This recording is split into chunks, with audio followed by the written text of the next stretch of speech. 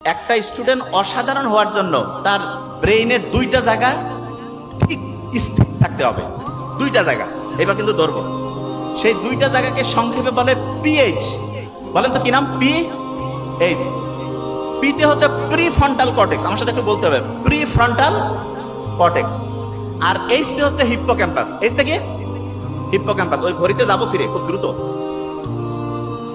পিতে কি বলেন তো?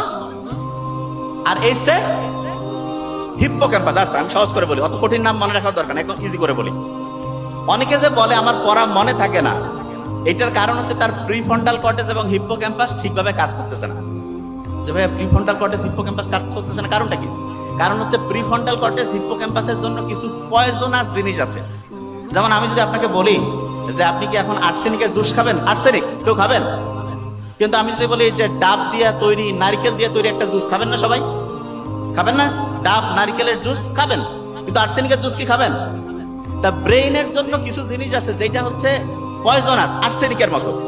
সেই জিনিসটা যদি প্রিফ্রন্টাল কর্টেক্স এবং হিপ্পোক্যাম্পাসকে ধ্বংস করে, তখন আপনি পড়া যেইটাই রাখেন পড়ার ডায়রিয়া শুরু হয়ে যাবে। আপনি রাখতেছেন, পড়া নাই হয়ে যাচ্ছে, পড়তেছেন, খেয়াল থাকতেছেন। পড়ার ডায়রিয়া থেকে যদি আমরা বাঁচতে পারি, তাহলে অল্প পড়বো, পড়াটা খেয়ালও থাকবে, মনেও রাখতে পারবো, পরীক্ষায় অসাধারণ পারফরমেন্স করে সেরা রেজাল্ট করবো। এইটা কি আমরা করতে চাই?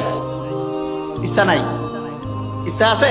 আচ্ছা, ইচ্ছা যদি থাকে তাহলে আমি একটা বুদ্ধি শিখাই দিই, জাস্ট ওয়ান। শয়তানরা যে বুদ্ধিটা করছিল সেটা খেয়াল আছে তো? ঘড়ি নষ্ট করবে তারা।